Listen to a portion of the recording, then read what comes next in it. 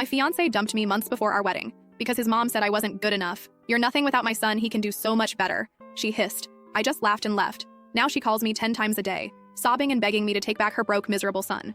I still can't believe I'm typing this out. 3 months ago, I was planning what should have been the happiest day of my life with Brett, my partner of 3 years. Today, I'm living in my best friend's spare bedroom, scrolling through apartment listings and trying to figure out where it all went wrong. Brett and I met in 2021. Within 6 months, we were inseparable, and after a year and a half, we moved in together. When Brett first introduced me to his parents, his dad Walt seemed pleasant enough, if a bit quiet. Susan, on the other hand, spent the entire dinner quizzing me about my background and family connections, with this weird, tight smile that never reached her eyes. I remember mentioning that my dad worked in construction and my mom was a school aide, and watching Susan's expression sour slightly before she quickly masked it. Brett brushed it off later, saying she was just protective and old-fashioned. His exact words were that she came from a family that valued certain connections, but that he didn't care about that stuff. I believed him because, well, love makes you stupid sometimes. When Brett proposed last year, I was over the moon. He did it during a weekend trip to this cute little B&B upstate. We agreed on a medium-sized wedding. Nothing extravagant since we were both saving for a house down payment. The problem started almost immediately after we announced our engagement. Susan insisted on being involved in every single detail. At first, it seemed helpful. She had connections with vendors and offered to help coordinate since I work long hours, but it quickly became obvious she was taking over. The venue I loved was too shabby. The catering I wanted was not the kind of food served at their family events. The dress I fell in love with was a bit cheap looking, don't you think?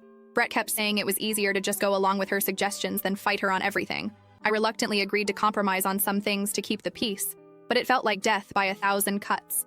Every decision that was taken away from me chipped at my excitement until wedding planning felt more like a chore than a celebration. The real turning point came during a dinner at their house about 3 months before the wedding. Susan had invited her friends Rita and Angela over, and I realized halfway through that I was basically being paraded in front of them for approval. They kept exchanging these little glances whenever I spoke. At one point, Rita asked where I summered as a child, and I laughed, thinking she was joking. When I explained that my family's idea of vacation was camping at the state park or visiting my grandma in Ohio, the table went silent. After dinner, Susan cornered me in the kitchen while I was helping clean up. She started with what seemed like casual conversation about Brett's ex-girlfriend, Melissa, who apparently came from some influential family with a vacation home in the Hamptons. Then she mentioned how Brett had always been destined for great things, and how she hoped I wouldn't hold him back. I remember feeling like I'd been slapped. When I asked her what exactly she meant by that, she dropped all pretense. She told me that while I seemed nice enough, I clearly wasn't from the right sort of background to help Brett's future. That my lack of refinement would eventually embarrass him in important circles. That I wouldn't know how to entertain properly or make the right connections. I was so shocked I couldn't even respond at first.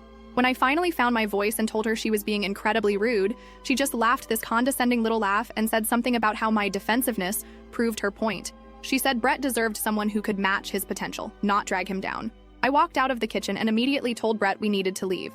In the car, I was shaking as I told him everything his mother had said. I expected outrage, anger on my behalf, something. Instead, he got quiet and said she didn't mean it like that, and that she was just worried about our future. He asked if maybe I had misunderstood her tone. That night was our first major fight. I couldn't believe he was defending her behavior. He eventually admitted that his mother had been expressing concerns about our compatibility for months. Apparently, she'd been filling his head with doubts about whether I would fit in with the future he imagined. The worst part? He was actually listening to her. Over the next 2 weeks, things deteriorated rapidly.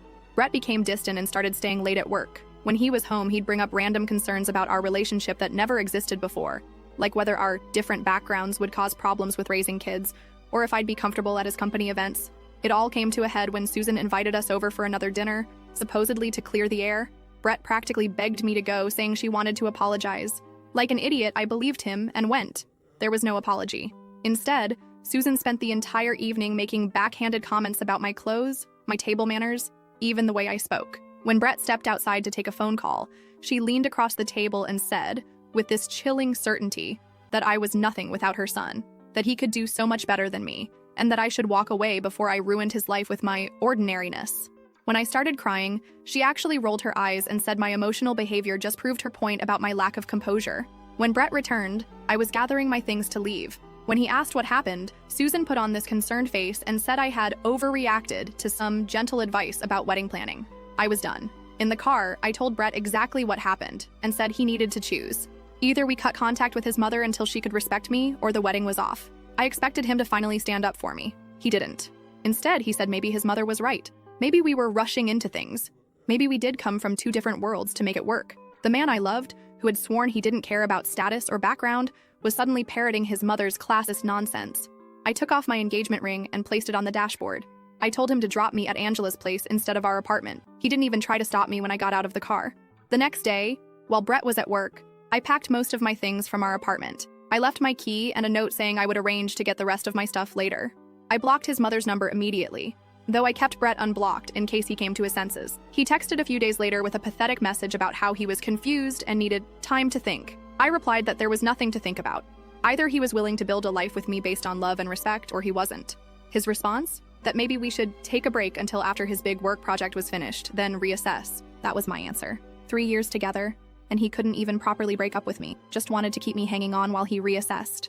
I told him not to contact me again. According to mutual friends, Brett has been telling people we mutually decided to call off the wedding due to different life goals. Meanwhile, I've thrown myself into rebuilding my life. Yesterday, I got a voicemail from Susan. I don't know how she got my new number, but she was sniffling and asking if we could talk about Brett. I didn't listen to the whole thing before deleting it. Whatever drama is happening in their perfect little world isn't my problem anymore. I know this was long, but I needed to get it off my chest. The wedding would have been next weekend. Instead, I'm taking myself on a solo trip to a beach rental I found on Airbnb. Not the honeymoon I imagined, but maybe exactly the fresh start I need. First update. First of all, thank you so much for all the support on my original post. The first month after the breakup was honestly a blur. I stayed on Angela's pull-out couch longer than I planned to. She's literally a saint. Every morning I'd wake up disoriented, reaching for Brett before remembering everything that happened. My appetite disappeared and I lost 10 pounds without trying. Angela started leaving protein bars on the coffee table because I'd forget to eat. I spent a lot of time just staring at apartment listings without actually calling anyone. Something about making that move felt so final.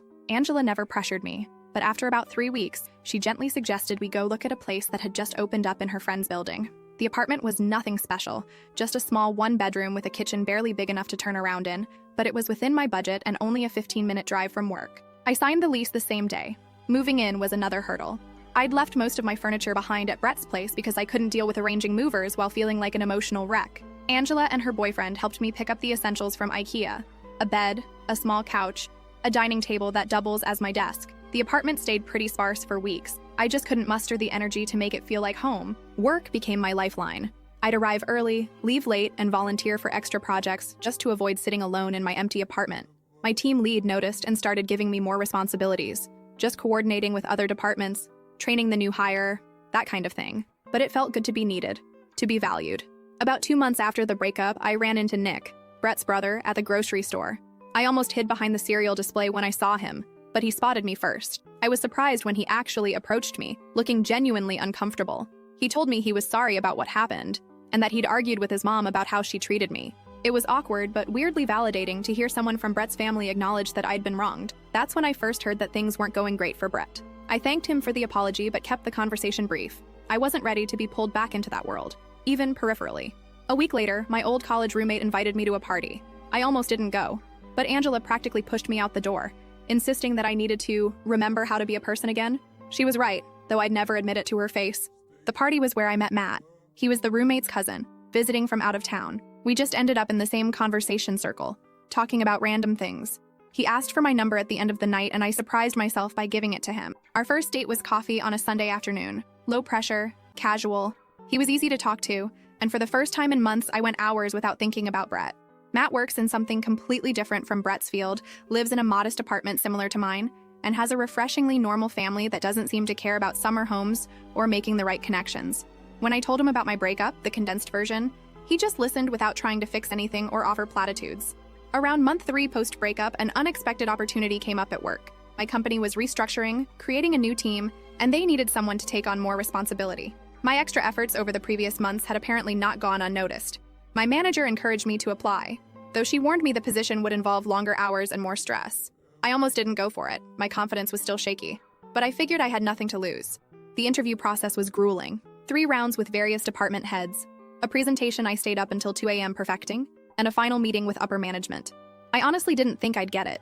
There were other candidates with more experience, but 2 weeks later, my manager called me into her office to offer me the position.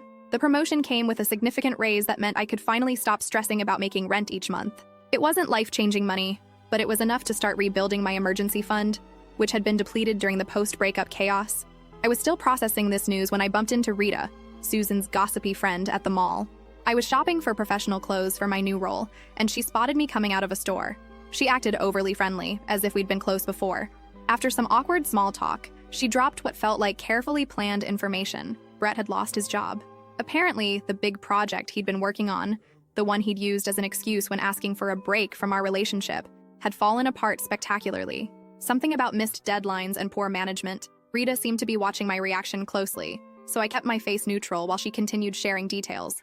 Brett had been let go, and according to Rita, he'd been struggling to find his footing ever since. She also mentioned, with poorly disguised glee, that Melissa had briefly rekindled things with Brett after our breakup, only to end it again after just a few weeks.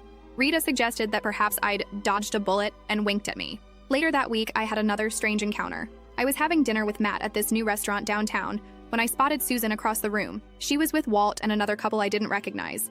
Our eyes met briefly, and I quickly looked away, my heart suddenly racing. I expected her to ignore me or maybe give me one of her famous cold stares.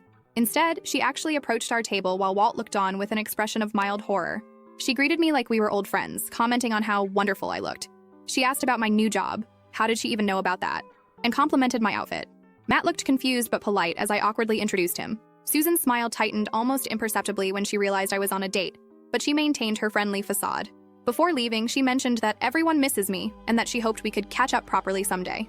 I managed a non-committal response, and she finally returned to her table. Matt took it in stride when I explained who she was, though he did comment that she seemed intense.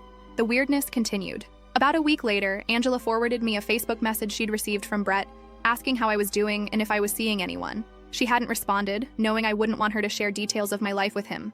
I was grateful for her loyalty but unsettled by his sudden interest. Through mutual friends, I learned more about Brett's situation. After losing his job, he'd apparently moved back in with his parents while job hunting. The perfect life Susan had envisioned for him was crumbling, and from what I heard, she was not handling it well. I tried not to think about them too much. My relationship with Matt was progressing naturally. No rush, just genuine connection. We'd been seeing each other for about 2 months, taking things slow. He came over to my apartment regularly, helping me slowly make the space feel more like home. We installed shelves for my books one weekend, and hung some artwork the next. Small touches that made the place feel less temporary. My new position at work was challenging, but fulfilling. Some days I'd come home completely drained, questioning if I was up to the task. But overall, I was proud of myself for taking the leap. My team respected me, and I was finally starting to believe I deserved the opportunity. Then last Friday, everything shifted again. I was leaving work when my phone buzzed with a notification, a voicemail from an unknown number. I almost deleted it without listening, probably just another spam call about my car's extended warranty. But something made me play it. It was Susan, her voice thick with what sounded like tears. She said she'd been trying to reach me, that she needed to talk to me about Brett, that he wasn't doing well, that she'd made a terrible mistake, that she'd do anything to fix things between us. 6 months ago, this woman told me I was nothing without her son. Now she was practically begging for my help. I didn't call her back.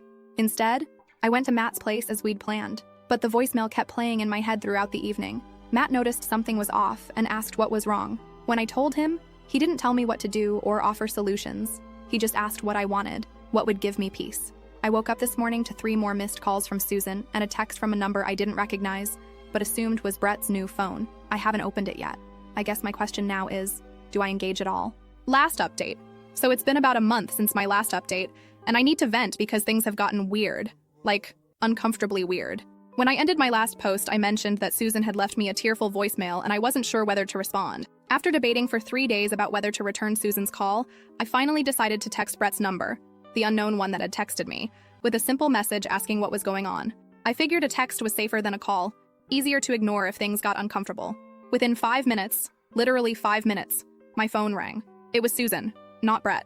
Apparently she's been using his phone to contact me since I had blocked her number. I almost didn't answer, but curiosity got the better of me. That was my first mistake. The Susan on the phone was nothing like the cold, judgmental woman I remembered.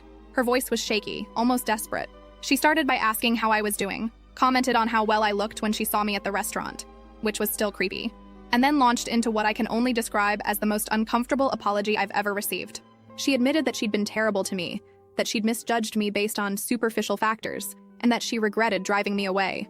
I sat there in stunned silence as she continued, explaining that Brett had been lost since our breakup, that he'd spiraled after losing his job, that he was drinking too much, that he'd made some bad financial decisions. When I finally managed to ask why she was telling me all this, Her answer made my skin crawl. She thought I could help him recover because I was such a stabilizing influence. She actually said that Brett needs someone responsible like me right now. The audacity of this woman, to go from telling me I wasn't good enough to deciding I was exactly what her son needed when things got tough. I told her, as calmly as I could, that I was sorry Brett was struggling, but that we'd been over for months. I mentioned that I was seeing someone else now. Her response? A dismissive comment about how these rebound relationships rarely last, and how Brett and I had real history. Then she asked if we could meet for coffee to discuss Brett's situation further. Against my better judgment, and Matt's concerned look when I told him about it, I agreed to meet Susan at a coffee shop the following weekend. I told myself it would give me closure. Maybe I also wanted to see for myself how desperate things had gotten for her to come crawling back to the girl she once considered beneath her son. When I arrived at the coffee shop, Susan was already there, looking noticeably different from the polished, superior woman I remembered. Her normally perfect hair was pulled back in a hasty ponytail. Her makeup was minimal, and she looked tired. She'd ordered me my favorite drink, a detail that was both thoughtful and unsettling, because it meant Brett had told her what I liked. The next hour was surreal. Susan laid out Brett's downfall in excruciating detail. After losing his job, he'd tried to maintain his lifestyle while job hunting, quickly depleting his savings. He'd made a bad investment in some friend's startup that went nowhere. He'd maxed out 2 credit cards. And now he was living in his old bedroom at their house, sleeping until noon, and barely applying for jobs. Throughout her monologue, I kept waiting for her to ask me directly to take Brett back. Instead, she did something more manipulative. She kept saying things like, "He was at his best when he was with you, and you were always so good at motivating him, and he listens to you in a way he never listens to me."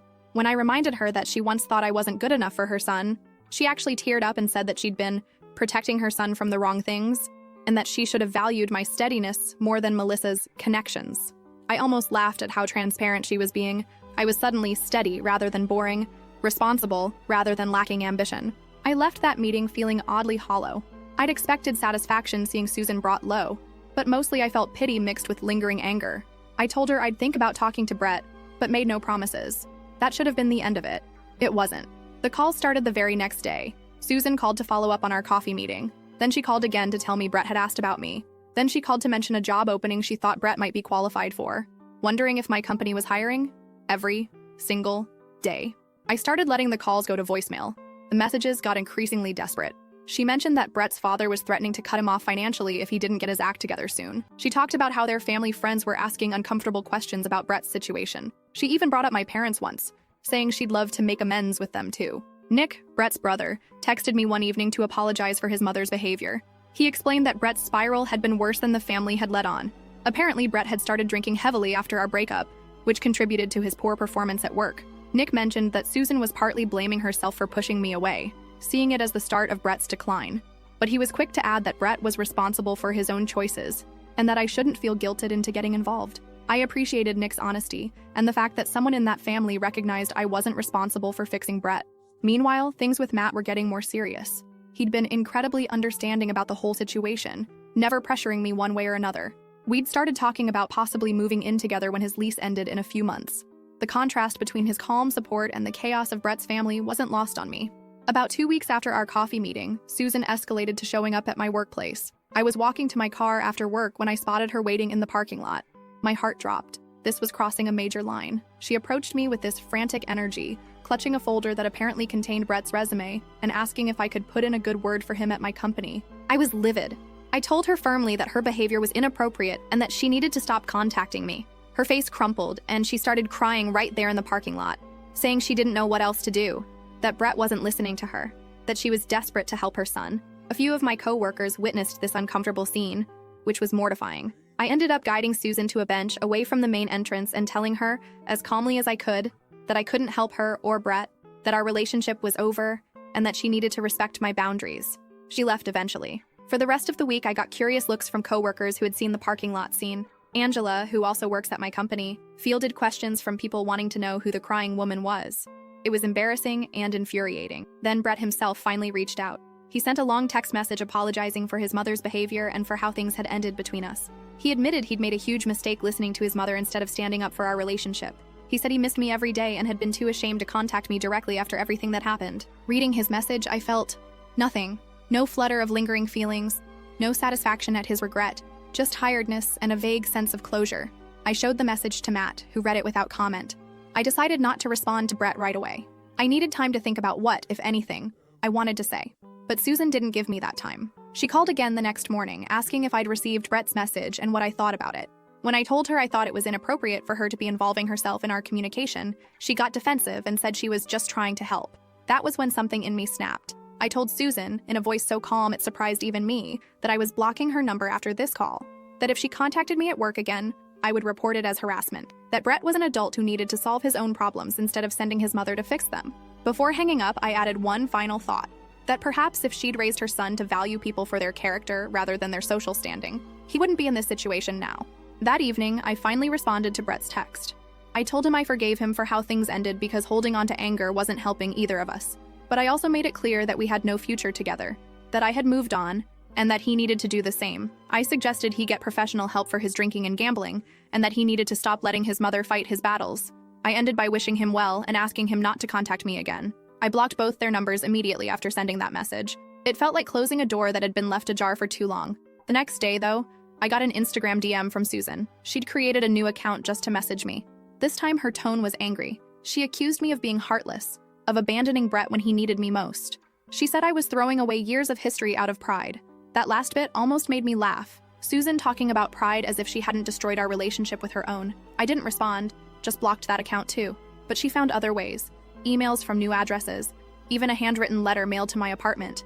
Each contact was more desperate than the last. The final straw came last weekend. Matt and I were having dinner at my apartment when there was a knock at the door. I opened it to find Brett standing there, looking disheveled and clearly having had a few drinks. Susan was hovering anxiously behind him. I was so shocked I couldn't speak at first. Matt came up behind me, asking who was at the door, and the look on Brett's face when he realized I had someone else there was almost pitiful. What followed was awkward and uncomfortable. Brett tried to talk about our past, about how much he regretted his choices. Susan kept interjecting with comments about how good we were together. I didn't invite them in. Instead, I stepped into the hallway and closed the door partially behind me. I told Brett, as gently but firmly as I could, that this wasn't appropriate, that showing up unannounced at my home crossed a serious boundary, that I had meant what I said in my message about moving on. Brett's response surprised me. He turned to his mother and said this was exactly why he hadn't wanted to come, that he'd told her this would only make things worse. Then he apologized to me again. Not for the breakup this time, but for not protecting me from his mother back then and now. I haven't heard from either of them in the 5 days since that encounter. Nick texted once to apologize again, and let me know he was taking Brett to his first Gamblers Anonymous meeting. I thanked him, but didn't ask for further updates.